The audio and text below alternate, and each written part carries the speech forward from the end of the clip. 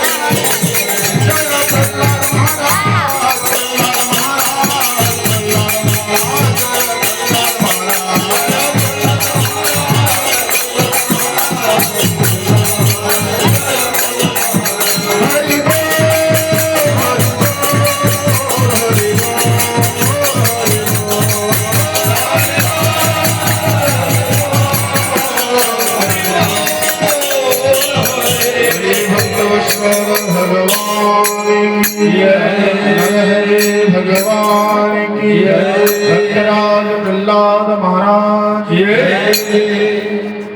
আজ ভগবান বলছেন প্রহ্লাদ তুমি আমার কাছে কিছু চাও। প্রহ্লাদ বলছেন প্রভু বারবার চাও চাও করবেন না, কেননা রজগুণে আমি জন্ম। দেখছেন না একবার পিতা কি চেয়েছে তার জন্য আপনার এই ভয়ঙ্কর রূপ হয়ে আসতে হলো। আর আপনি বলছেন চাও চাও চাও, চাইতে না চাইতে জানি কি চেয়ে বসবো, শেষে আপনাকে আবার কোনো জানি ভয়ঙ্কর রূপ ধরে আসতে হয়। তাই যদি কিছু দেওয়ার হয় চাওয়ার হয় তাহলে এই চাই যাতে পর চাওয়ার ইচ্ছাটা পর্যন্ত আমার হৃদয়ে না যাবে। ভগবান বললেন না প্রহ্লাদ প্রভু তুমি কিছু চাও। প্রহ্লাদ বললেন প্রভু যদি কিছু হয় তাহলে এই আশীর্বাদ দিন আমার পিতা আপনার সাথে বড় শত্রুতা করেছে, তাই যেন আমার পিতা আপনার চরণ পাপ করতে প্রাপ্ত হয়। ভগবান বললেন প্রহ্লাদ বলো কি তোমার মতো গুণজাত সন্তান যে বংশে জন্মগ্রহণ করে শুধু তোমার পিতা নয় আমি তোমার 21 পিঢ়ি পর্যন্ত আমার চরণ ধাম করলাম। কুলম পবিত্রং জননিকিতার্থ বসুন্ধরা সবশিষ্যা ধন্যা নিতান্তি স্বর্গে পিতারপিতে সং যে সংস্কৃতি বৈষ্ণব নাম ধ্যায়াম। অষ্টম সপ্তম স্কন্ধের কথামৃত আস্বাদন করে অষ্টম স্কন্ধে শ্রী পরীক্ষিত মহারাজকে আস্বাদন করাচ্ছেন। শোনো রাজন, শুধুমাত্র মনুষ্য নয় ভগবানকে তপস্যা করে পশুগণও ভগবানকে প্রাপ্ত হয়েছিলেন। শোনো গজেন্দ্র মোক্ষম লীলা তোমায় আস্বাদন করাই। শোনো ক্ষীর সাগরের নিকটে ত্রিকুট নামক এক পর্বত ছিল, সেই পর্বতের নিকটে এক সুন্দর অপূর্ব পদ্ম গন্ধা পদ্ম সরোবর ছিল। আর সেই নিকটবর্তী বনে কিছু হস্তি বসবাস করত। আর সেই হস্তিগণ আজ ভ্রমণ করতে করতে সেই ত্রিকুট পর্বতের নিকটে সেই সুন্দর সরোবরে এসে উপস্থিত হলেন। এই হস্তিগণের মধ্যে মেন হলো একজন রাজা, তার নাম হলো গজেন্দ্রদেব। তিনি বললেন চলো শুধু জল পান নয় আমরা একটু জল ক্রিয়া করি। সেখানে তারা জল ক্রিয়া করতে লাগলেন। এমন সময় কালরূপ ওই সরোবরে এক কুমির বসবাস করত। কুমিরগুলো বলছেন আমার এত বড় সাহস, আমার সরোবরে সে জল পান। তাই কি করলেন, সব থেকে বড় চরণটা কোনটা সেই বড় চরণে গিয়ে একেবারে গজেন্দ্রদেব ভাবছেন কে গো আমার চরণে কি ধরলো, এ আমার গায়ে 10,000 হাতের বল, কত মহারথী এলো, কত মহারথীকে বধ করলাম, জলের একটা প্রাণী আমার চরণ ধরেছে, এমন আষাঢ় দেব। যেই মাত্র কোন ব্যক্তির মধ্যে দম্ভ অহংকার শক্তির আসে, যে রূপের অহংকার করে তার সাথে সাথে রূপের অহংকার বিচ্যুত হয়। যে শক্তির অহংকারে, অহংকার 4 প্রকার, কোথায় পাবেন? রূপ গোস্বামী পাদ ভক্তির অসমৃত সিন্ধুতে বলছেন 4 প্রকার অহংকার। কি কি? ঐশ্বর্যগত অহংকার, বংশগত অহংকার, শ্রুতিগত অহংকার, স্ত্রীরূপগত অহংকার। অনেক বড় ব্যাখ্যা। অহংকার যেই মাত্র আসে সেই অহংকার আসা মাত্রই তার পতন হয়ে যায়। যদিও গজেন্দ্রদেব বড় শক্তিশালী, কিন্তু সেই স্থাবরে তার শক্তিশালী, জলে সে শক্তিশালী নয়, জলে কমই শক্তিশালী। সমস্ত হস্তি শাবকগণ পাড়ে উঠে গেলেন। গজেন্দ্রদেব বারবার চেষ্টা করতে লাগলেন, কোনোভাবেই কুমিরের কাছ থেকে তিনি চরণ ছাড়াতে পারলেন না। শেষ পর্যন্ত সবার সহযোগিতা চাইলেন, তারা সুর দিয়ে সবাই সহযোগিতা করার চেষ্টা করলেন, কিন্তু তাকে তুলতে পারলেন না। এইভাবে চলতে চলতে 1000 বছর গত হলো।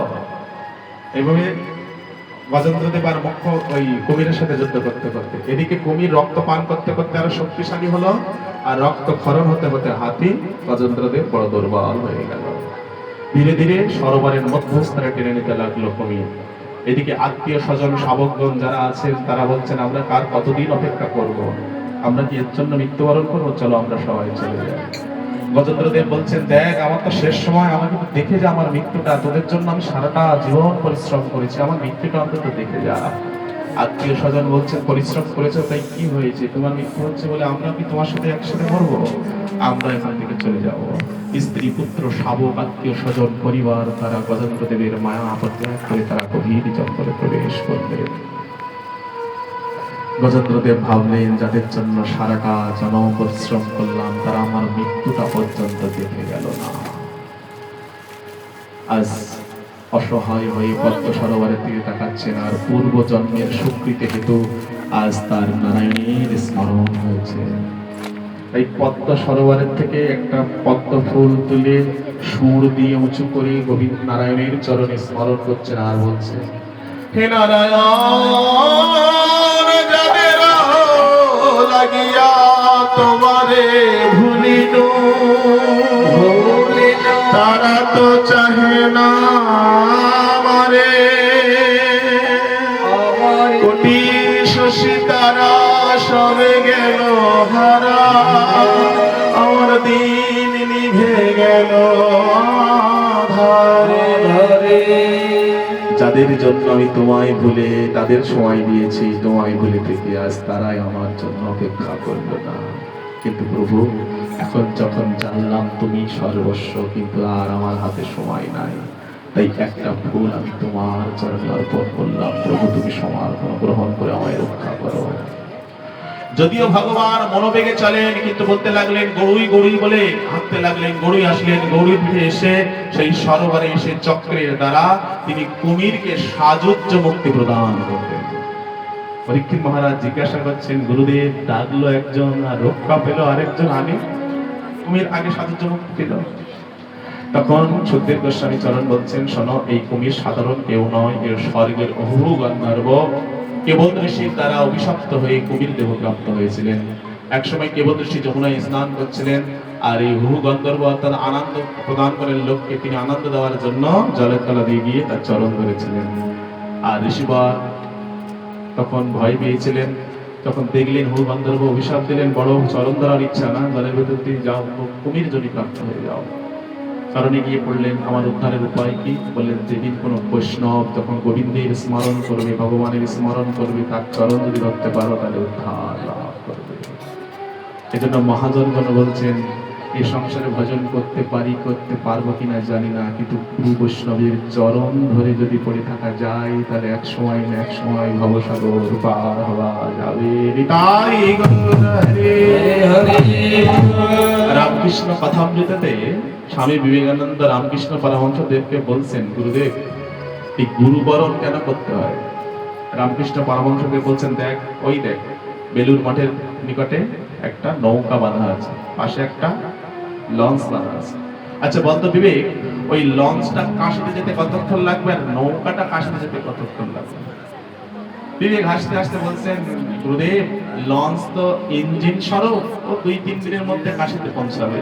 আর নৌকায় তো কোনো ইঞ্জিন নেই, তাই জলের বিপরীত ধারা, কাশি তো ওইদিকে, জলের বিপরীত ধারা, সুতরাং নৌকা কয়েক মাস লেগে যেতে পারে। আচ্ছা বিবেক, বলতো, ওই লঞ্চের সাথে যদি নৌকাটা শক্ত করে বেঁধে দেওয়া যায়, তাহলে কে কখন কাশিতে পৌঁছাবে? বলেন, গুরুদেব, নৌকার সাথে আর লঞ্চের সাথে যদি একই দড়ি দিয়ে শক্ত করে বেঁধে দেওয়া যায়, তাহলে দুজনই একসাথে কাশিতে পৌঁছাবে। শোন বিবেক, এই সংসারের জীব হলো নৌকা স্বরূপ, আর গুরুদেব হলো লঞ্চ স্বরূপ। এখন যদি এই নৌকা স্বরূপ মানব দেহ যদি একবার গুরুদেবের চরণে লঞ্চ স্বরূপ একবার যদি আটকে ধরা রাখা যায়, তাহলে গুরুদেব যেভাবে গোবিন্দের চরণে পৌঁছাবে, ঠিক তখন তার দাস ও গোবিন্দের চরণে পৌঁছাবে। আজ পরীক্ষিত মহারাজকে বলছেন, শোনো রাজন, এই গজেন্দ্রদেব সাধারণ কেউ নয়, এই দ্রাবিড় বংশের রাজা ছিলেন ইন্দ্রদম্ন। তিনি ভজন করবার নাম করে একটা কুঠির নির্মাণ করে ভজন করছিলেন। এমন সময় অগস্ত্যমণি সেখানে গিয়ে উপস্থিত হয়। অগস্ত্যমণিকে দেখে সম্ভাষণ জানালেন না, আর এই মিট মিট করে তাকিয়ে তাকিয়ে না দেখার ভান করে থাকলেন। অগস্ত্যমণি তো বললেন, সবই তো জানেন। তিনি বলছেন, ওই মিট মিট করে তাকাচ্ছ আর বসে বসে ভান করছ, অভিশাপ দিলাম।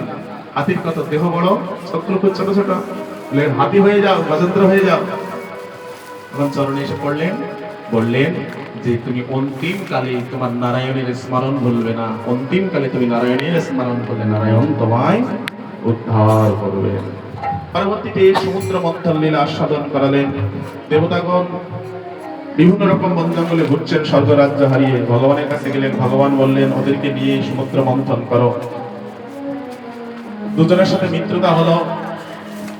বাসুকিনাথ এবং মন্দর পর্বতকে নিয়ে সাগরের মধ্যে সমুদ্র মন্থন কার্য হলো। সমুদ্র তো ভগবান নিয়ে দিলেন সমুদ্রে, কিন্তু সমুদ্রের ভিতরে পর্বত ডুবে যাচ্ছেন। দেবতাগণ বলছেন প্রভু রক্ষা করুন, পর্বত যদি জলে ডুবে যায় কি করে মন্থন হবে? ভগবান পূর্ব রূপ ধারণ করে পর্বতের নিচেই নিজের পিঠ বেঁধে দিলেন। বলিয়ে কর্মদেব ভগবান কি। এই কর্মদেব আকার ধারণ করে যখন এই পর্বতকে পিঠে ধারণ করলেন, ওই যে কর্মদেব নিঃশ্বাস নেন আর নিঃশ্বাস তোলেন, এই নিঃশ্বাস নেওয়া নিঃশ্বাস তোলা থেকে জোয়ার ভাটার সৃষ্টি হয়ে গেল।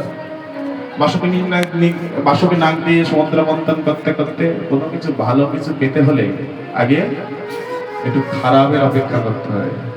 আপনি যদি গোবিন্দের চরণ প্রাপ্ত হতে চান, ভজন করতে চান, তাহলে নানা রকম বাধা আপনাকে অবশ্যই সহ্য করতে হবে। শ্রদ্ধা হইতে হয় বিশ্বাস, বিশ্বাস হইতে হয় সাধু সঙ্গ, যেই মাত্র সাধু সঙ্গ হয় সেই মাত্র হয় ভজন ক্রিয়া, আর যেই মাত্র ভজন শুরু হয় তখন হয় অনর্থ। অনর্থগুলো এসে দেখা যায় নানা রকম ব্যথা। এই অনর্থ নিবৃত্তি যদি হয় তাহলে হবে রুচি, রুচি হলে হবে নিষ্ঠা, নিষ্ঠা হলে হবে আসক্তি, আসক্তি হলে হবে ভাব, ভাব হলে হবে মহাভাব, মান প্রণয় অনেক উদ্ধের স্থান। প্রথমে কি?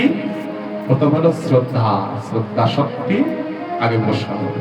তাহলে সাধু চিন্তা কি করে চৈতন্য চৈতামৃতে বলছেন যে উত্তম অধম এবং অতীতকে বুঝবো কি করে?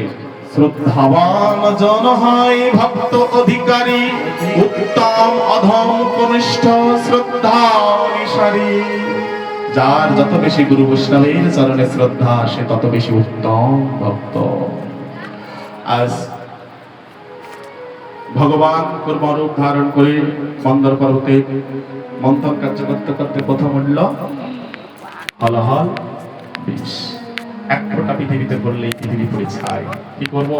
বললেন আমি সব তো কিছু পারবো না, ভোলে বাবার কাছে যাও। দেবতাগণ ভোলে বাবার কাছে নিয়ে গেলেন। পার্বতী বললেন অমৃত তুলবে তোমরা, আমার ভোলে বাবাকে বলনি, এখন বিষ উঠেছে আমার এখানে। দেবতাগণ বললেন আমরা কি করব, স্বয়ং নারায়ণ পাঠিয়েছেন। যেই মাত্র নারায়ণ পাঠিয়েছেন ভোলে বাবা বললেন বিষ হলেও নারায়ণ পাঠিয়েছে, সুতরাং আমার কাছে প্রসাদ দাও, প্রসাদ বিষ গ্রহণ করলেন। আর যেই মাত্র বিষ গ্রহণ করলেন সেই বিষ চলক পড়তে পড়তে চলছেন, ভাবছেন বলে বাবা আমার গীতাসনে রামচন্দ্র ভগবানকে দেখেছি, যদি এই বিষ আমার হৃদয়ে প্রবেশ করে তাহলে আমার রামচন্দ্র বড় কষ্ট পাবে। তাই বলে বাবা কণ্ঠের মধ্যে সেই বিষ ধারণ করলেন, আর বিষের প্রভাবে কণ্ঠ নীল হয়ে গেল। সেই দিন থেকে বলে বাবার আর নাম বলে নীলকণ্ঠ ভগবান। সমুদ্র মন্থন কার্য করতে করতে গাভী মাতা উঠল। এই যে যারা বলে না গাভী পশু, গাভী আবার কি? গাভী আবার পশু। এইভাবে দেখুন গাভী সাধারণ নয়, গাভী হলো আমাদের মাতা। আমরা আগেই জেনেছি সনাতন ধর্মের 5টা মার মধ্যে দ্বিতীয় মা হলো গাভী মাতা। 5টা মা কি কি? গর্ভধারিণী মা, গোমাতা, ভূমি মাতা, গায়ত্রী মাতা আর গঙ্গা মাতা। এই 5 মাতা দর্শন মাত্রই প্রণাম। 5টি গাভী উঠল। গাভীগুলোর নাম কি? সুরভি, নন্দা, সুভদ্রা, সুশীলা, বহুলা। এই 5টা গাভী উঠল। ঋষিগণ বলছেন দেখো তোমরা তো সমুদ্র মন্থন করছো, আমরাই তো মন্ত্রপুত করছি, তাহলে এই গাভীগুলো আমাদের দিন, আমাদের যাগযজ্ঞ করতে এগুলো লাগবে। তখন 5 জন ঋষিকে 5টা গাভী প্রদান করলেন। কোন কোন ঋষিকে? জগদগ্নি মুনিকে, ভরদ্বাজ ঋষিকে, বৈশিষ্ট্য মুনিকে, অসিত ঋষিকে, গৌতম মুনিকে 5টা গোমাতা 5 জনকে দান করলেন। ওই গোমাতা থেকে আজ গোজাতির উৎপত্তি। পরবর্তীতে উগ্রশ্রবা নামক এক ঘোড়া উঠল। বলি মহারাজ সেই ঘোড়া গ্রহণ করলেন। ঐরাবত নামক হাতি উঠল, হাতিটা ইন্দ্ররাজ গ্রহণ করলেন। এবার একটা সুন্দর অপ্রাকৃত কৌস্তব মণি উঠলেন। ভগবান বলছেন আমি এত পরিশ্রম করছি, আমি কিছু দেবো না, দাও মণিটা আমায় দাও। ভগবান মণিটা নিয়ে কণ্ঠে ধারণ করলেন। এই জন্য আমরা শ্লোকে বলি কস্তুরী তিলকং ললাট পটলে বক্ষস্থলে কৌস্তভম নাসাগ্রে পরমকম করতলে বেণু করে কঙ্কনম সর্বঙ্গে হরি সুসন্তনম কণ্ঠে চমত্তাউলি গোপ স্ত্রী পরিবেষ্টিত বিজয়তে গোপাল চূড়ামণি। পরবর্তীতে পারিজাত পুষ্প উঠল, অস্পরাগণ উঠল, তারপরে স্বয়ং লক্ষ্মী দেবী প্রকাশ হলো। আমরা প্রথম দিন শুনেছিলাম ভোলে বাবার কন্যা নয়, সাগর কন্যা লক্ষ্মী দেবী, এখন সমুদ্র মন্থন ফলে লক্ষ্মী মাতা প্রকাশ হলো। অসুরগণ বলে আমাদের দাও, দেবতাগণ বলে আমাদের দাও। ভগবান বললেন তোমরা এখন মারামারি করো না, ওনার হাতে একটা পারিজাত পুষ্পের মালা দাও, যার গলায় দেবে তার সেই লক্ষ্মী দেবী পাবে। লক্ষ্মী দেবী কার গলায় দেবে? উত্তম ব্যক্তির গলায় দেবে। স্বয়ম্বর হতো আগের কালে, প্রাচীন কালে রাজাদের স্বয়ম্বর, কন্যার হাতে ফুলের মালা দেওয়া হতো, যে রাজা ভালো উত্তম মনে করবে তার গলায় সে মালা দেবে। এখন ভালো জিনিস বেছে নিতে বললে কেউ কি অসুর বেছে নেবে না দেবতা বেছে নেবে? কারণ নারায়ণ দাঁড়িয়ে আছে, লক্ষ্মী দেবী নারায়ণের গলায় মালা দেবেন। লক্ষ্মী নারায়ণ ভগবান কি। পরবর্তীতে সূরা উঠলো, সূরা ভগবান ইশরা করলেন ওটা নিও না, ওটা অসুরের নাম, ওরা খেয়ে ঘুমিয়ে পড়ে থাক। অসুরেরা সূরা গ্রহণ করলেন। পরবর্তীতে অমৃতের ভাণ্ড নিয়ে ভগবান ধরন্তরী দেবতার প্রকাশ হলো। যেই মাত্র ধরন্তরী দেবতাগণ অসুরের ওই ভাণ্ড নিলে, অসুর তখন সেই অমৃত ভাণ্ড নিয়ে অট্ট হাসি হাসি বলছে, বলছেন দেবতাগণ তোমাদের দেওয়ার জন্য আমরা কষ্ট করেছি, যাও তোমরা কানাকড়ি পাবে না, এ আমরাই গ্রহণ করব। দেবতাগণ নারায়ণের কাছে গেছেন, ভগবান এমনিতেই ওদের সাথে যুদ্ধে পেরে উঠি না, আর একবার যদি অমৃত গ্রহণ করে তাহলে আর আমরা স্বর্গরাজ্য পাবো না। ভগবান বললেন চিন্তা করো না। ভগবান তখন মোহিনী রূপ ধারণ করলেন। বৈল মোহিনী ভগবান কি।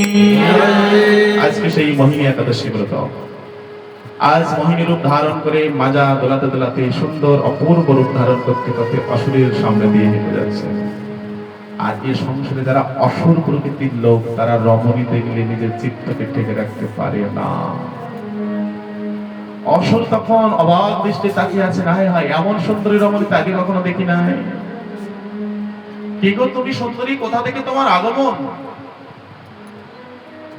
নারায়ণ মোহিনী ভগবান হাসতে হাসতে বলছেন, অসুরগণ আগে আমার পরিচয় জানবার আগে তোমরা যে ভাইয়ে ভাই যে ঝামেলা করছো আমি সমাধান করব। দাও ওই ভাণ্ডটা আমার কাছে দাও, আমি নিজেই তোমাদের পরিবেশন করব। তোমাদেরকে আমাদের দিকে সন্দেহ হয়, বলেন এত সুন্দর রমণীর হাতে যদি অমৃত পাই তাহলে অমৃত আরো অমৃত হয়ে উঠবে। অসুরগণ কি করলেন? ভাণ্ডটা মোহিনী দেবীকে দিলেন। মোহিনী বললেন সবাই লাইনে বসো, এক পাশে দেবতাগণ আর এক পাশে অসুরগণ বসো। এদিকে এই যে প্রহ্লাদ মহারাজ, তারা চার ভাই। এই প্রহ্লাদ মহারাজের একটা বোন ছিল, নাম হলো সিংহিকা, আর এই সিংহিকার পুত্র হলো রাহু। রাহু মনে মনে ভাবছেন এর মধ্যে কোনো সন্দেহ আছে। কি করলেন? তিনি দেবতা রূপ সাধন করে চন্দ্রদেব এবং সূর্যদেবের মাঝখানে বসে পড়লেন। যেই মাত্র মোহিনী অমৃত পরিবেশন করলেন, সেই মাত্র হাতে পাওয়া মাত্রই রাহু গ্রহণ করলেন। যেই মাত্র গ্রহণ করলেন, চন্দ্রদেব আর সূর্যদেব ভাবলেন এটা তো দেবতার স্বভাব নয়, প্রসাদ দিলে অন্তত জয় জনার্দন তো বলবে। কেউ যদি মন্ত্র না পায়, যাতে আমরা কেউ মন্ত্র না জানি, অন্তত জয় জনার্দন জয় জনার্দন জয় জনার্দন বলে প্রসাদ গ্রহণ করতে হয়। আর সাধুরা প্রসাদ দিলে সবার পাতে না পড়া পর্যন্ত, প্রসাদের বন্দনা না করা পর্যন্ত কোনো বৈষ্ণব প্রসাদ পায় না। এটা দেবতাদের লক্ষণ। অকাল মৃত্যু হয় না। এই প্রসাদ বন্দনা করলে কি হয়? অকাল মৃত্যু হয়ে যায়। মহাপ্রসাদী গোবিন্দের নাম ব্রহ্মণ্যী বৈষ্ণবী সম্পূর্ণাম পদামরাজ বিশ্বাস শরীর অবিদ্যা যা তাহিন্দ্র যায় কাল জীবিভালে বিষয় সাগরে, তার মধ্যে জিহ্বাবতী লোহময় সুদূরমতি তাহির কঠোর সংসারে। কৃষ্ণ বড় দয়াময়, কইবারে জিহ্বা যায় সব প্রসাদ অমৃত ভাই। এই প্রসাদ অমৃত পাও, রাধা কৃষ্ণের গুণ গাও, প্রেম সে কহ যুগল কিশোর সরকার কি। এখন অসুরের তো ওই স্বভাব নাই, অসুর পাওয়া মাত্রই ভক্ত। এখন স্বর্গ, এখন চন্দ্রদেব আর সূর্যদেব বুঝতে পেরেছেন, চিৎকার করে বলছেন ভগবান এ তো দেবতা নয়, এ তো অসুর। ভগবান তখন চক্রের দ্বারা বধ করলেন বটে, কিন্তু অমৃত পান করার হেতু তার দুটো দেহ খণ্ড বিভক্ত হয়ে গেল। একটা নাম হলো রাহু, আরেকটা অংশের নাম হলো কেতু। রুষ্ট হয়ে বললেন চন্দ্রদেব সূর্যদেব, আমার চরণামৃত পান করলাম বটে, কিন্তু আমায় সুষ্ঠুভাবে পান করতে দিলে না, সুযোগ পেলে আমি তোমাকে ভোজন করে নেব। এই জন্য চন্দ্রগ্রহণ সহ্য গ্রহণ হয়নি। তাই গৌর হরি পরবর্তীতে বলি দেবে, বলি মহারাজের কথন বললেন। বলি মহারাজ একের পর এক যজ্ঞ করছেন, দানব্রত যজ্ঞের আয়োজন করেছেন। যে যা চাইবে, নর্মদা নদীর তীরে ভৃগু কচ্ছপ নামক ভৃগুবংশী শুক্রাচার্যের সহযোগিতায় তিনি নর্মদা নদীর তীরে এক বিশাল যজ্ঞের আয়োজন করেছেন। এদিকে দেবতাদের মাতা অদিতি কশ্যপ ঋষিকে বলছেন, আমার পুত্ররা কতদিন আর বন জঙ্গলে ঘুরবে, প্রভু একটু কৃপা করুন। কশ্যপ ঋষি বললেন, আমি একটা কঠিন ব্রতের কথা বলবো, কাউকে বলা যাবে না, বললেই কিন্তু ব্রত নষ্ট। যেন আপন ভজন কথা না কইও যথা তথা, আপনারে হও সাবধান। কি ব্রত? পয়ব্রত। দ্বাদশ দিন দুধ পান করে, এই ব্রত ভগবানের নিবেদিত দুধ পান করে প্রসাদ পেয়ে আর গোবিন্দের অহরহ গুণকীর্তন করতে হবে। যথারীতিভাবে এই দ্বাদশ দিবস মাঘ মাসের শুক্লা প্রতিপদ হইতে দ্বাদশী পর্যন্ত, অর্থাৎ প্রতিপাদ হতে দ্বাদশী তিথি পর্যন্ত এই দ্বাদশ দিন তোমাকে এই ব্রত পালন করতে হবে। অদিতি এই ব্রত, মাতা এই ব্রত পালন করলেন। স্বয়ং ভগবান প্রকার হলেন, হয়ে বললেন, বলো মাতা কি চাও? মাতা বললেন, দেখো পুত্র, তুমি আমার পুত্র, তাই তোমার নামকরণ করব। কি নাম? তোমার আগে ইন্দ্র এই গর্ভে জন্মগ্রহণ করেছে, তাই তোমার নাম রাখলাম উপেন্দ্র। বলি উপেন্দ্র ভগবান কি। কিন্তু তার দেহের আকৃতিটি স্বর্ণময় উজ্জ্বল কান্তি, কিন্তু তিনি 52 আঙুল। তার দেহের আকৃতিটাকে 52 আঙুল, তাই নাম পাবন দেব ভগবান কি। পৈতে সংস্কার করে মাতার কথা শুনে স্বর্গরাজ্য ফিরিয়ে দেওয়ার কথা মা চাইলেন। পুনরায় পাবন দেব ভিক্ষা ভিক্ষা করতে বলি মহারাজার সেই যজ্ঞভূমিতে গিয়ে উপস্থিত হলেন। যজ্ঞভূমিতে গিয়ে ভিক্ষাং দেহি, হে রাজন ভিক্ষাং দেহি। রাজা যজ্ঞের আহুতি দেবেন, দান দক্ষিণা সব দেওয়া হয়ে গেছে, এখন আহুতি দেবেন। শুক্রাচার্য বলছে, রাজন আহুতি দিয়ে দাও, যজ্ঞ পূর্ণ হয়ে যাবে। এখন দুয়ারে এসে ভিক্ষাং দেহি এই ধ্বনি বলি মহারাজার সামনে গিয়ে প্রবেশ হলো। গুরুদেব, একজন দান না করে আমি আহুতি দেব না, সুতরাং যে আছে তাকে আগে দান দেব। দান দিতে গেলেন, দেখলেন ছোট্ট একটা ব্রাহ্মণ। বলি মহারাজার বোন এমন সুন্দর বালককে দেখে মনে মনে ভাবছে, আহা, এমন এমন সন্তানকে কেউ ভিক্ষা করতে পাঠায়, যদি আমার সন্তান হতো আমি স্থান পান করাতাম। ভগবান বললেন, ঠিক আছে। এখন বিদ্যাবলী তার সহধর্মিনী, রত্নাবলী হলো বোন। বলি মহারাজ বলছেন, হে ব্রাহ্মণ দেবতা, আপনি কি চান বলুন, আপনি যা চাইবেন আমি তাই দেব। তাই দেবেন তো? আগে কমণ্ডলের জল নিয়ে অঙ্গীকার করুন, বর দেবেন, দান দেবেন, দান দেবেন। শুক্রাচার্য এখানে বালককে দেখে তিনি বুঝতে পেরেছেন এ সাধারণ কেউ নয়, নিশ্চয়ই নারায়ণ এসেছেন ছলনা করতে। বললেন, দেখো বলি, তুমি অঙ্গীকার করো না, এত এত দান করেছো, কেউ তো তোমাকে অঙ্গীকার করায় নাই, সুতরাং এই বালক অঙ্গীকার করাচ্ছে মানে কোনো কিছু আছে, সুতরাং তুমি অঙ্গীকার করবে না। বলি মহারাজ বলছেন, না প্রভু, আমি দান দেব। এখন কথা শুনলেন না। তখন শুক্রাচার্য অভিশাপ দিলেন, তুমি লক্ষ্মী ভ্রষ্ট হয়ে যাও। তারপরও শুনছেন না, বলছেন লক্ষ্মী ভ্রষ্ট হলেও আমি দান করবই। এখন যেই দান থেকে কুমণ্ডলে জল নিতে যাবেন, কুমণ্ডলের ভিতরে একটা পোকা রূপে শুক্রাচার্য অবস্থান করছেন, জল পড়ছে না। ভগবান বলছেন, জল পড়ছে না, এই যে কুশ নাও, কুশ নিয়ে একটু গুঁতো দাও, মানে কিছু বেঁধে আছে। যেই কত গুঁতো দিলেন, শুক্রাচার্যের একটা চোখ কানা হয়ে গেল। ভগবান বললেন, আমার ভক্ত আমাকে দেহ অর্পণ করতে, যদি মন অর্পণ করতে কোনো কেউ যদি বাধা দেয়, শোনো হে ভক্ত, আমার চরণে সমর্পিত করার সময় যদি কেউ বাধা হয়ে দাঁড়ায়, তার চোখ কানা হয়ে যাবে। শুক্রাচার্য চোখের যন্ত্রণায় নিয়ে সেখান থেকে চলে গেলেন। বলি মহারাজ বলছেন, হে ব্রাহ্মণ দেবতা, আমি ত্রিসত্যে অঙ্গীকার করলাম, আপনি দান চান। শুক্রাচার্য বললেন, দেখো বলি, কিন্তু সাধারণ কেউ নয়, স্বয়ং ভগবান এসেছেন। বলি মহারাজ বলছেন, গুরুদেব, স্বয়ং ভগবান সবাইকে দান করেন, আর যদি ভগবান স্বয়ং আমার কাছে দান চাইতে আসে, সেটা আমার বড় ভাগ্য, তাই যাই হয়ে যাক না কেন আমি দান দেবই। ব্রাহ্মণ দেবতা বললেন, আমার বেশি কিছু চাওয়া নয়, আমি ছোটখাটো মানুষ, আমি ছোটখাটো ব্রাহ্মণ, আমাকে ত্রিপাদ ভূমি প্রদান করুন। বলি মহারাজের মাথায় এতক্ষণ টেনশন ছিল, ওই যে ভগবান না জানি কি চাই, 3 পাদ ভূমি যখন চেয়েছে, আর হাসি হাসি বলছেন, দেখো তুমি বালক তো, তাই তোমার বুদ্ধিও বালক সম, শোনো, একটা কাজ করো, তুমি 3 পাত নয় 3টে রাজ্য চেয়ে নাও। শুধু রাজ্য নয়, সোনা দানা যদি রমণীয় যদি লাগে আমি সব দেবো, তাই তুমি আমার অন্য কিছু চাও। বামনদেব বললেন, দেখো আমি ব্রাহ্মণ পুত্র, একবার যা চেয়েছি তার অধিক আমি চাই না, ওই 3 পাত ভূমি দিলেই চলবে। বলি মহারাজ বলেন, হ্যাঁ আমি তোমায় 3 ভাগ ভূমি দেবো, এখন নাও। এই উপরে যত লোক আছে সব আমার।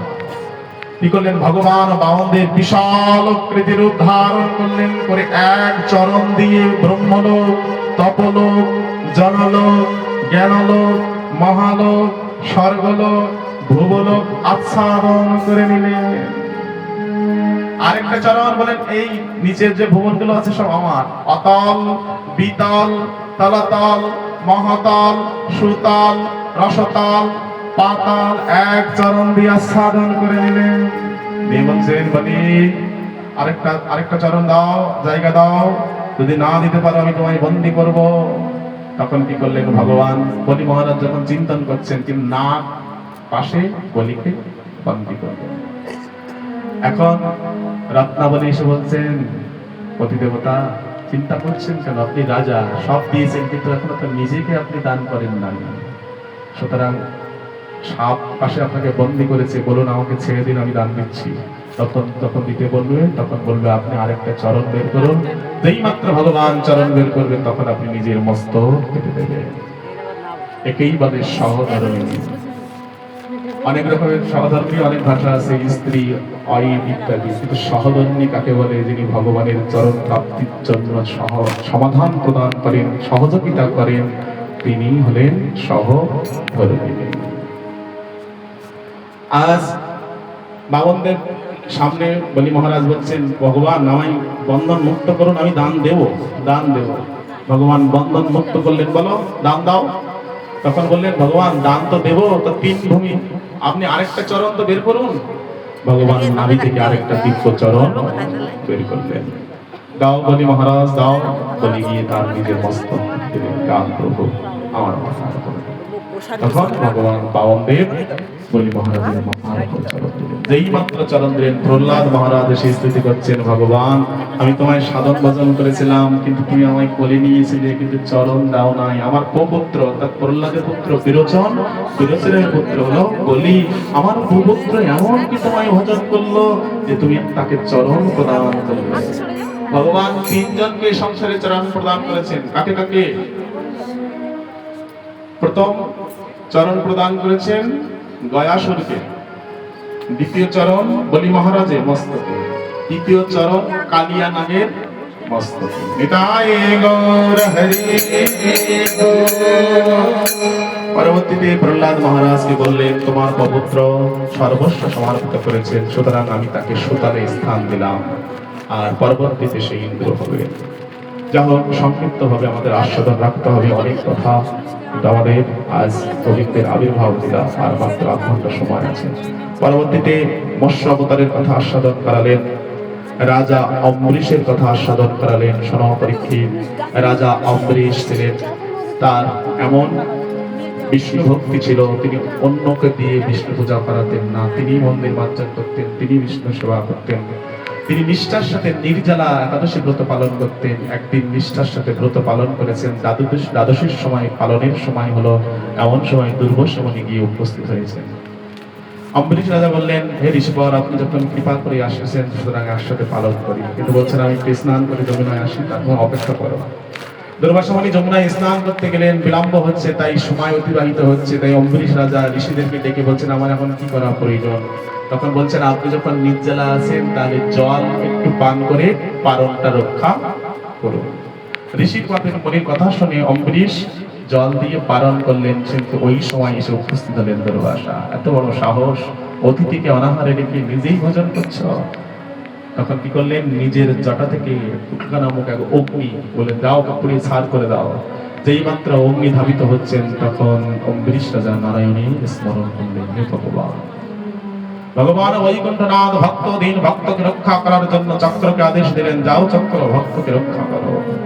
চক্র এসে দুর্বাসার আগুন তো নিভালেন, আবার দুর্বাসার পিছনে ধাবিত হলেন। সুমেরু পর্বতের গুহার ভিতরে লুকোবার চেষ্টা করলেন, পারলেন না। চক্র সেখানে গিয়ে আক্রমণ করলেন। ব্রহ্মলোকে ব্রহ্মার কাছে গেলেন, ব্রহ্মালোকে গিয়েও ব্রহ্মা বললেন আমি কিছু করতে পারবো না। বৈকুণ্ঠনাথে গেলেন, বৈকুণ্ঠনাথ বললেন আমি ভক্তাধীন, আমি কিছু করতে পারবো না। ওই ভক্তর কাছে লাটিম গুড়ি, ভক্ত যেভাবে উড়ায় আমি সেভাবেই উড়ি। ভোলে বাবার কাছে গেছেন, পিতা আপনি আমার পিতা, আপনি আমায় রক্ষা করুন। বলেন আমি কিছু করতে পারবো না, যার কাছে তুমি অন্যায় করেছো তার চরণে যাও। অম্বরীশ রাজা সারা ব্রহ্মাণ্ড ঘুরতে ঘুরতে ঘুরতে ঘুরতে অম্বরীশ রাজা বিষ্ণু ভক্ত, সে এক জায়গায় দাঁড়িয়ে নারায়ণের স্মরণ করছেন। সেখানে এসে উপস্থিত হয়ে দুর্বাসা, গৃহস্থ বৈষ্ণব যে কত উচ্চ স্থান, আর অম্বরীশ রাজা তার প্রমাণ। স্বয়ং দুর্বাসা মুনি তার চরণে এসে পড়লেন। স্বয়ং দুর্বাসা মুনিকে আলিঙ্গন করে অম্বরীশ রাজা বলছেন এই তো আপনার জন্য অপেক্ষা করছে, আসুন একসাথে ভগবানের প্রসাদ গ্রহণ করি। বলি রাজা অম্বরীশ কি। পরবর্তীতে রাজা মান্ধাত্রের কথা আস্বাদন করালেন, হরিশ্চন্দ্র রাজা হরিশ্চন্দ্রের কথা আস্বাদন করালেন, গঙ্গা আনায়নের কথা আস্বাদন করালেন, গঙ্গা আনায়নের কথা আস্বাদন করালেন। বললেন শোনো, সগর রাজের 60,000 পুত্র ছিল। সগর রাজ 99টা যজ্ঞ করেছেন, একটা যজ্ঞ করলেই তার ভগবান প্রাপ্ত হয়। দেবরাজ ইন্দ্র ভাবছেন এটা রাজা, যদি রাজায় ভগবান প্রাপ্ত হয়, যদি স্বর্গ সিংহাসনটা চেয়ে নেয়। তাই কি করলেন, 99টার পরে যে 100তম যজ্ঞ করছেন সেই যজ্ঞের ঘোড়াটা চুরি করে গোবিন্দের ভগবানের আশ্রমে বেঁধে রেখে দিলেন। সগর রাজ 60,000 পুত্রকে আদেশ দিলেন যাও ঘোড়া করে অশ্বম খুঁজে নিয়ে আসো। খুঁজতে খুঁজতে সেখানে গিয়ে উপস্থিত হলেন এই সগর রাজার 60,000 পুত্র মাটি খুঁড়িয়ে খুঁড়িয়ে এই সাগর তৈরি করে ফেলেছেন। ঘোড়া খুঁজতে খুঁজতে সাগর তৈরি হল। খুঁজতে খুঁজতে সাগরের নিকটে গিয়ে উপস্থিত হলেন, গিয়ে দেখলেন সেখানে ঘোড়া বাঁধা। তিনি তারাই 60,000 পুত্র ভাবছেন যে আপনি সাধু বৈষ্ণব, আপনি ধ্যান তপস্যা করবেন, আর আপনি আমাদের পিতার ঘোড়া চুরি করে নিয়ে এসেছেন। রুষ্ট নয়নে তাকালেন, আর যেই মাত্র রুষ্ট নয়নে তাকালেন, ওই ক্রুদ্ধ নয়নে কপিল দেবের ভগবানের অঙ্গ স্পর্শ করে পুনরায় সেই ক্রুদ্ধ অঙ্গে গিয়ে নিজ নিজ অঙ্গে গিয়ে নিজে নিজে পুড়ে ছাই হয়ে গেলেন। কেমন? শ্রী বিশ্বনাথ চক্রবর্তী তার টিকার দ্বারা ব্যাখ্যা দিচ্ছেন, শোনো, কপিল দেব ভগবান হলো দর্পণ স্বরূপ, আয়না স্বরূপ। তা আয়না যদি তাপ পড়ে, সূর্যের তাপ পড়ে, তাহলে কি হয়, দর্পণ আবার পুনরাবৃত্তি করে ফিরিয়ে দেয়। তেমনি এরা যে ক্রোধ দৃষ্টিতে তাকিয়েছে, তাই আয়না স্বরূপ কপিল দেব ভগবানের ওই ক্রোধ পুনরায় এসে স্ব দেহ পুড়ে ছাই হয়ে গেছে। দীর্ঘকাল যখন ফিরছে না, তখন সগর রাজার দ্বিতীয় পত্নীর সন্তান অসমদংশ তাকে পাঠালেন। তিনি গিয়ে কপিলদেবকে বন্দন করলেন, ভগবানকে বন্দনা করলেন। ভগবান বললেন শোনো, তোমার এই ভাইয়েরা এভাবে সব পুড়ে ছাই হয়ে গেছে, তোমাদের ঘোড়া তুমি নিয়ে যাও। ঘোড়া আমি চুরি করি নাই, ইন্দ্র চুরি করে এখানে রেখেছেন। ঘোড়াকে নিয়ে যাও, যজ্ঞ পূর্ণ করো। কিন্তু আমার এই পূর্বপুরুষের উদ্ধারের উপায় কি? যদি পতিত পাবনী গঙ্গাকে সংসারে আনতে পারো, গঙ্গার স্পর্শে তোমার এই বংশরা পবিত্র হবে। অসংযম চেষ্টা করলেন কিন্তু পারলেন না। তার পুত্র অংশমান চেষ্টা করলেন, সারা জীবন পারলেন না। তার পুত্র দিলীপ চেষ্টা করলেন, সারা জীবন পারলেন না। দিলীপের পুত্র ভগীরথ এখন হরিদ্বারে গিয়ে গঙ্গা নয়নের চেষ্টা করছেন। এদিকে দেবশ্রীপাদ নারদ ভাবছেন যে যেদিন বামনদেব ভগবান ব্রহ্মলোকে চরণ দিয়েছিলেন, সেই দিন ব্রহ্মা কুমণ্ডলের জল দিয়ে বামনদেবের চরণ ধৌত করে কমণ্ডলে রেখেছিলেন, সেদিন গঙ্গার উৎপত্তি। কিন্তু দেবশ্রীপাদ নারদ যখন গিয়েছিলেন তাকে দেখান নাই। তাই দেবশ্রীপাদ বললেন আমি যদি হরিদাস হই, তাহলে ওই গোপনীয় সম্পত্তি এই জগতের ভগবানের সমস্ত দিকটি আমি প্রদান করব। ভগীরথ বলছেন আমার গঙ্গানয়ন করতে হবে। দেবশ্রীপাদ বললেন এভাবে গঙ্গানয়ন করতে পারবে না, ব্রহ্মা তপস্যা করো। ব্রহ্মা তপস্যা করলেন, ব্রহ্মা তুষ্ট হয়ে সামনে এলেন, বললেন আমায় গঙ্গা প্রদান করো। ব্রহ্মা বললেন দেখো, ব্রহ্মালোক থেকে গঙ্গা আমি প্রদান করবো, ভূলোকে আসতে গেলে তো পৃথিবী পাতালে চলে যাবে। ভগীরথ বললেন চিন্তা করবেন না, তার জন্য আমার গুরুদেব আছে। দেবশ্রীপাদ নারদকে বললেন, দেবশ্রীপাদ বললেন আমি কি করব, তুমি ভোলে বাবার তপস্যা করো, উনি আসিত শনি গঙ্গার গতিবেদ রক্ষা করবেন। যথারীতি ভাবে ভোলে বাবার তপস্যা করলেন। ভোলে বাবা বললেন ভগীরথ চিন্তা করো না, গঙ্গাকে আমি গতিবেগ ধারণ করবো। গঙ্গাকে ব্রহ্মলোক থেকে ছাড়ছেন, আসছেন, আর গঙ্গা মনে মনে ভাবছেন আমি পৃথিবীকে ভাসিয়ে দেব।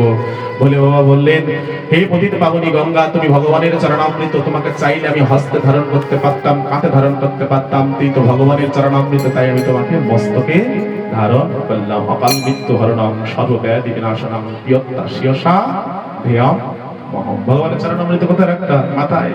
এই বৈষ্ণব চূড়ামণি ভোলে বাবা গঙ্গাকে মাথায় রাখবেন। ওম নমো শিবায়, ওম নমো শিবায়, হরে হরে ভোলে নমো শিবায়, নমো শিবায়, নমো শিবায়, হরে হরে নমো শিবায়। বাবা গঙ্গা ধারায়, বাবা গঙ্গা ধারায়, হরে হরে ভোলে নমো শিবায়, ধারায় বাবা গঙ্গা ধারায়, হরে হরে ভোলে নমো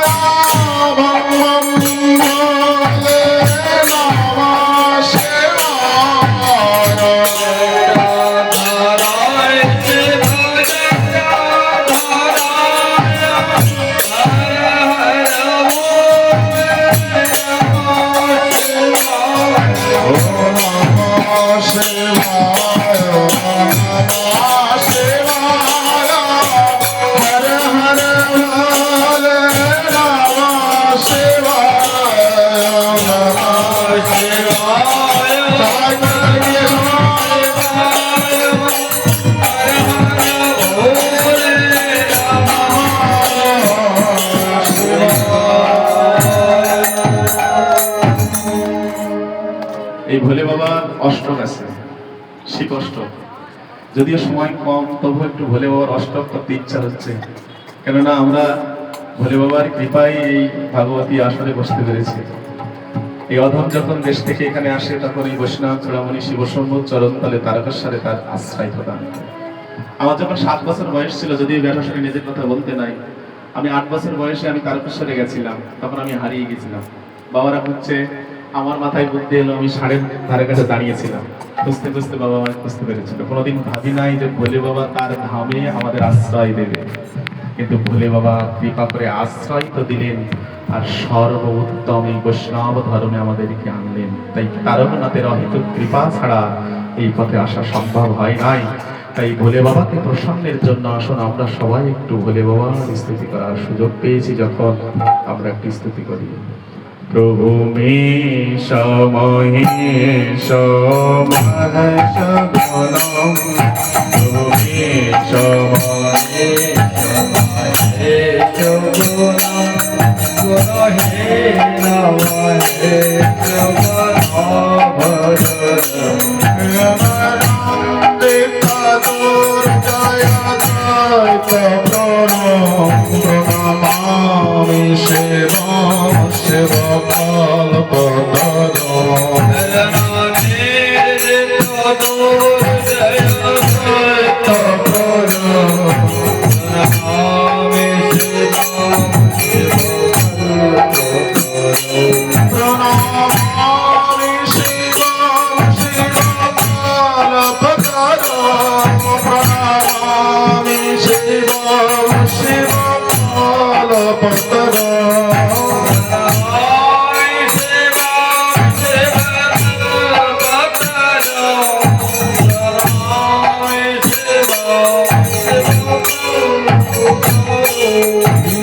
Ram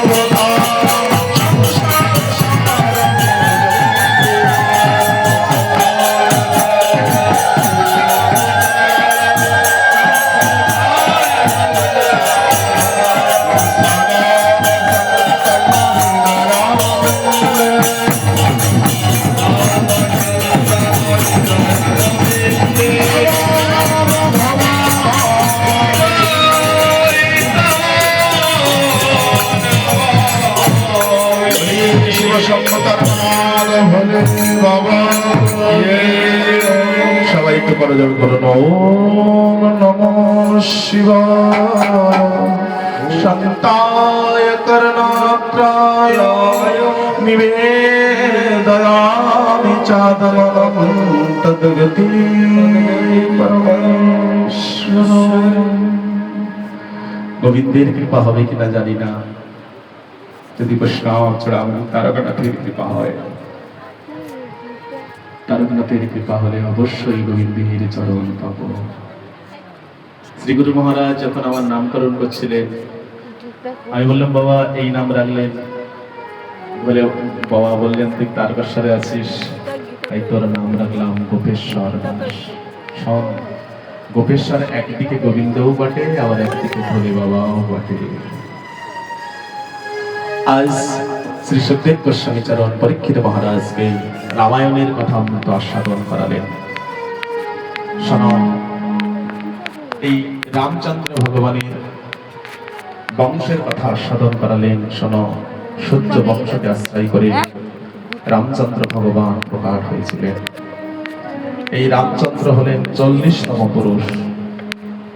এই রামচন্দ্রের বংশ বিস্তার কথা আস্বাদন করতে গিয়ে বললেন, শোনো, ব্রহ্মপুত্র মরিচি, মরিচির পুত্র কশ্যপ, কশ্যপের পুত্র সূর্যনারায়ণ, সূর্যনারায়ণের পুত্র বৈবস্বত মনু, বৈবস্বত মনুর পুত্র ইক্ষ্বাকু, ইক্ষ্বাকুর পুত্র বিরক্ষ, বিরক্ষের পুত্র কাকাকুট, কাকাকুর পুত্র বানা, বানার পুত্র অরণ্য, অরণ্যের পুত্র পৃথু, পৃথুর পুত্র ত্রিকুশ, ত্রিকুশের পুত্র ধূমধার, ধূমধারের পুত্র হচ্ছে যুযুমাস্য, মাস্যর পুত্র মান্দাতা, মান্দাতার পুত্র সুগন্ধি, সুগন্ধির পুত্র ধ্রুব সুগন্ধি, ধ্রুব সুগন্ধির পুত্র ভরত, ভরতের পুত্র অসিত, অসিতের পুত্র সাগর, সাগরের পুত্র অসমান, সমঞ্জস্য, সমঞ্জস্য পুত্র অংশমান, অংশমানের পুত্র দিলীপ, দিলীপের পুত্র ভগীরথ, ভগীরথের পুত্র কাকাকুট, কাকাতুর পুত্র রঘু। এই রঘুর নাম অনুসারে রঘু বংশ।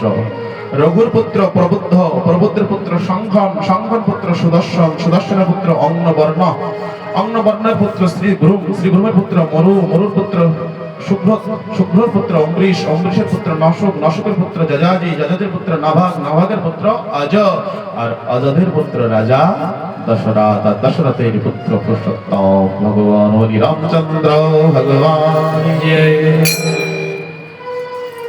রাজা দশরথ রামকথা আমরা অনেক আস্বাদন করেছি, কিন্তু সংক্ষিপ্ত সময়ে আমরা আর কি রামকথা আস্বাদন করবো? এই রামচন্দ্র ভগবানের চরণে প্রণাম রেখে আমাদের কৃষ্ণচন্দ্র লীলা আস্বাদন করতে হবে। তবু একটু গোপনীয় কথা আস্বাদন করি যে রামচন্দ্র 4 পুত্র রূপে দশরথের ঘরে আসার আগে কিন্তু দশরথের একটা কন্যা সন্তান হয়েছিল। যদি এই কথাগুলো আমরা সবসময় আলোচনাতে আসি না, কিন্তু এই কন্যার পতির কৃপায় কিন্তু দশরথ পুত্র সন্তান লাভ করেছিলেন। কন্যার নাম হলো শান্তা।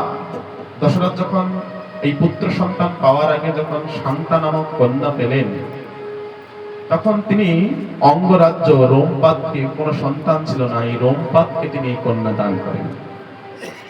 তখন এই কন্যা যখন মেধাবী এবং যখন যোদ্ধা এবং যখন বড় হলেন, তখন তিনি এক ঋষির সাথে তার বিবাহ দেওয়া হলো।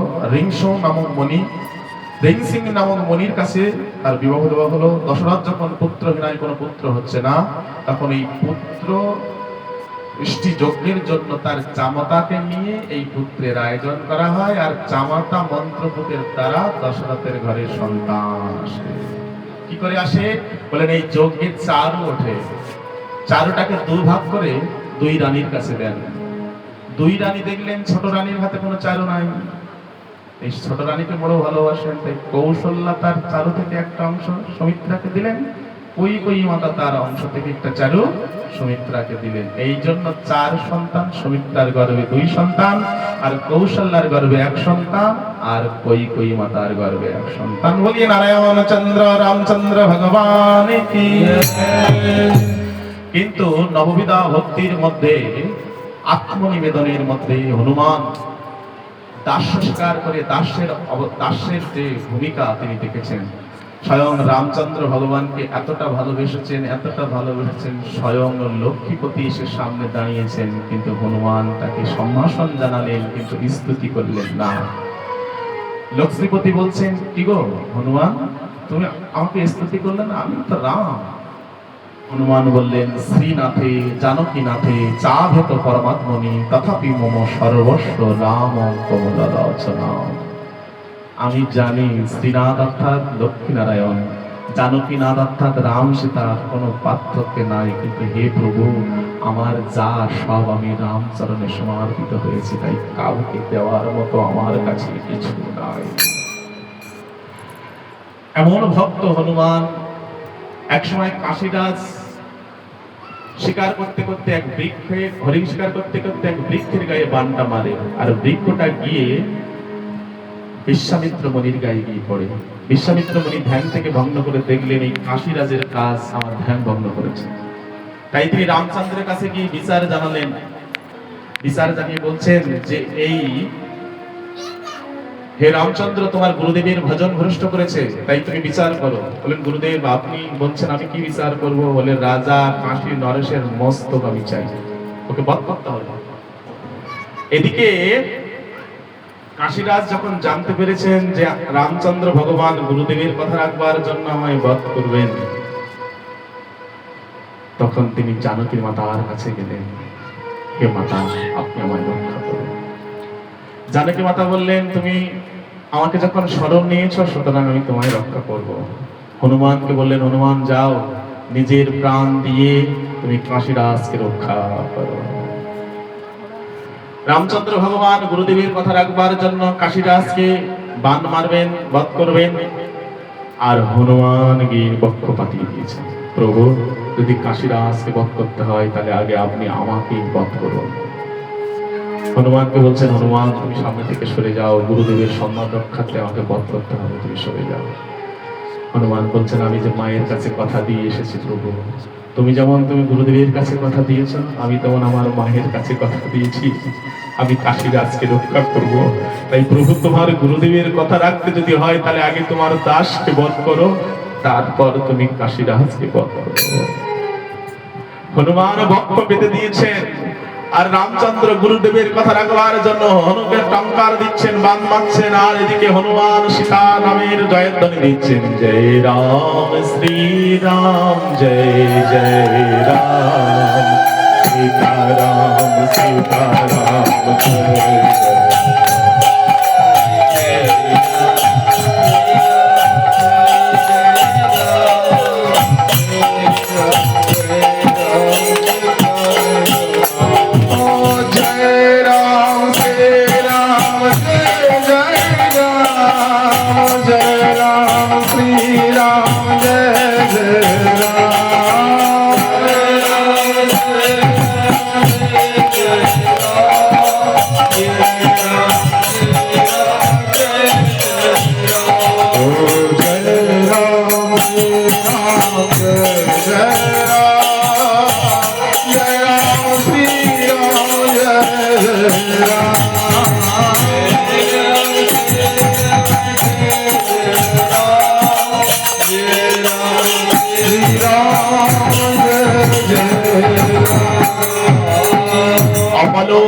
দৃষ্টিতে নয়ন ধারায় প্লাবিত হয়ে হনুমান ক্রন্দন করছেন আর বক্ষ পেতে দিয়ে বলছেন, প্রভু তুমি আমায় বধ করো।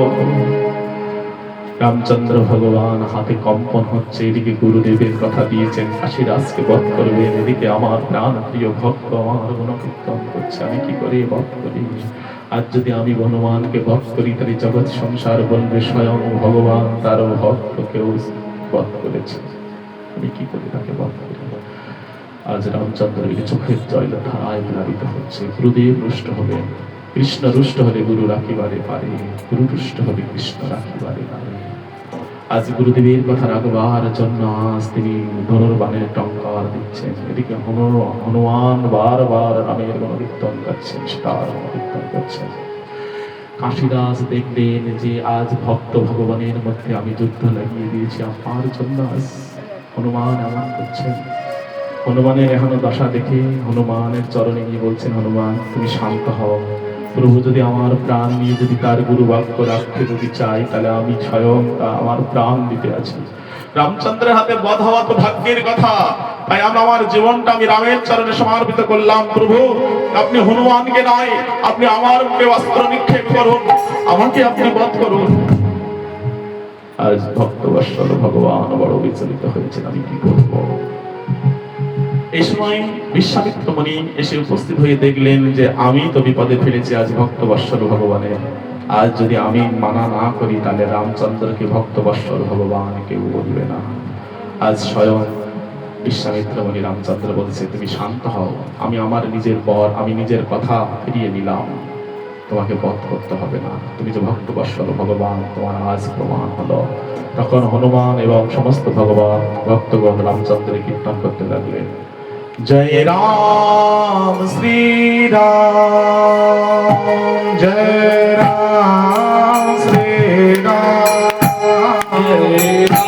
জয় রাম শ্রী রাম জগত में सबसे तेरे नाम जय राम श्री राम तू ही माता पिता तुम्ही है, तू ही माता तू ही पिता, तू ही माता पिता तू है, तू ही माता पिता तू है, तू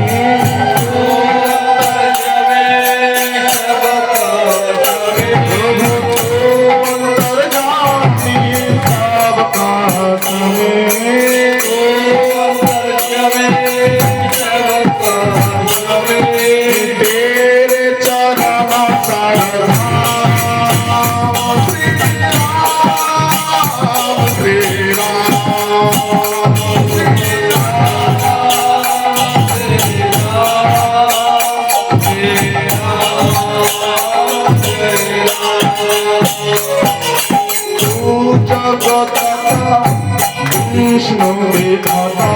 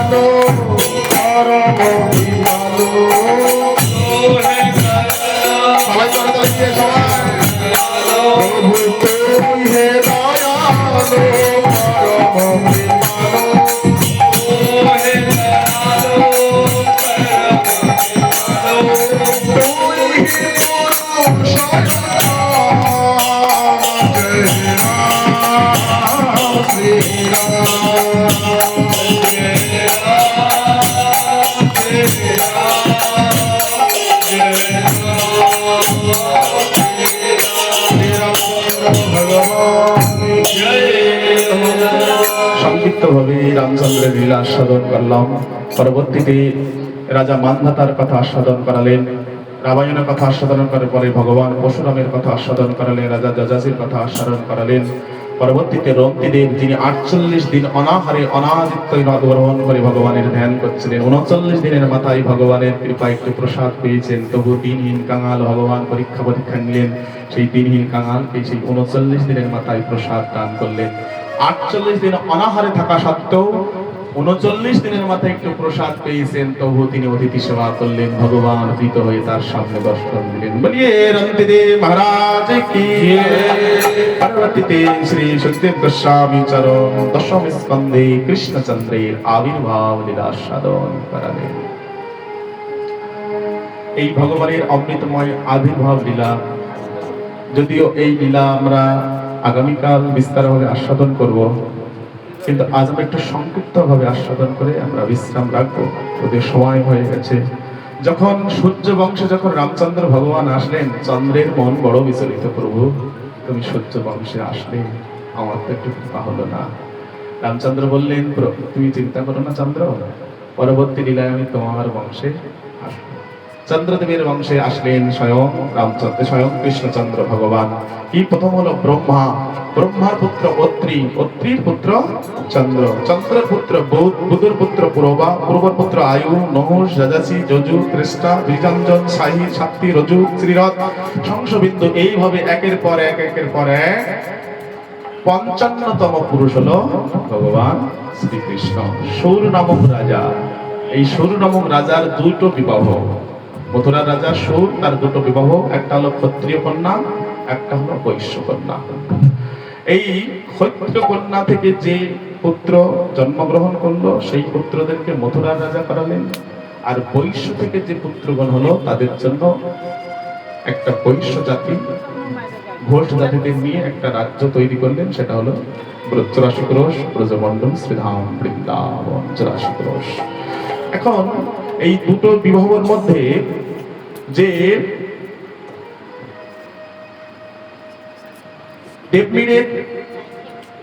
দেবমিরের পুত্র হলো সুরসেন, আর এই সুরসেনের পুত্র হলো বসুদেবাদী। আর গোপকন্যা থেকে জন্ম হলো 5 জন। এই 5 জন হলো উপনন্দ, অভিনন্দ, নন্দ, সুনন্দ আর নন্দ। উপনন্দ বড় ভাই, অভিনন্দন মেজ, নন্দ কিন্তু বড় নয়, তবু রাজা হওয়ার অধিকার নয়। কিন্তু নন্দ রাজার এখনো চরিত্রমান দেখে স্বয়ং উপনন্দ নিজের রাজমুকুট নন্দ মহারাজকে দান করে ব্রজবাসীর দায়িত্ব প্রদান করেছিলেন। এইদিকে উগ্রসেনকে রাজসিংহাসনকে থেকে তুলে নিয়ে তিনি কারাগারে বন্দী করেছেন কংস বড় দুরাচার। তারই কাকাতো বোন দেবকীকে আজ বিবাহ দেওয়ার জন্য প্রস্তুত নিয়েছেন। স্বয়ং নিজে বিবাহ দিলেন বসুদেবের সাথে, নিজেই রথের সারথি হলেন। পথে নিয়ে যাওয়ার সময় ঢাক ঢোল পিটিয়ে, বড় ঢাক ঢোলে নিয়ে যাচ্ছেন। দৈববাণী হলো, ওরো মোড়ো মতে যাকে তুমি ঢাক ঢোল করে বাজিয়ে নিয়ে যাচ্ছ তারই অষ্টম সন্তানে তোমার মৃত্যুর কারণ হবে। কি করলেন? দুষ্ট কংস তখন বধ করতে চাইলেন, স্বয়ং বসুদেব চরণে পড়লেন, আপনি নারী হত্যা করবেন না, আমি কথা দিলাম ওর গর্ভে যত সন্তান সবাই তোমাকে প্রদান করব। এইভাবে একের পর এক ছোট ছোট সন্তান হলো। নাম হলো কীর্তিমান, সুসেন, ভদ্রসেন, ঋজ্জু, সংবর্ধন, ভদ্র। সপ্তম সন্তান আসলো শঙ্কর্ষণ, ভগবান কর্ষণ শক্তির দ্বারা রোহিণীর গর্ভে প্রদান করলেন। আর অষ্টম সন্তান রূপে ভগবান স্বয়ং ব্রহ্ম শাশ্বত সনাতন দুই অংশে দুই রূপে দুই জায়গায় আবির্ভাব হলেন। একদিকে বিষ্ণু শক্তি রূপে কংসের কারাগারে, অন্যদিকে পূর্ণ ব্রহ্ম শাশ্বত সনাতন নন্দ গৃহে যশোদা মায়ের গর্ভে প্রকাশ হলেন। বলিয়া নন্দনন্দন ভগবান স্বয়ং গৌরী ভগবান এই নন্দনন্দনকে ভগবান মেনে তার চরণ বন্দন করেছেন। এই শিক্ষা থেকে একটি শোনা হলো, ওই নন্দতনুজ কিঙ্করং পতিতাং নাম বিষয় ভাবনুধৌ কৃপয়া তব পদ পঙ্কজ স্মৃত ধূলিকণা সদৃশ্য বিঞ্চিন্ত্যং। হে প্রভু, হে নন্দের নন্দন, আমি তোমার চরণের ধূলিকণা হতে চাই।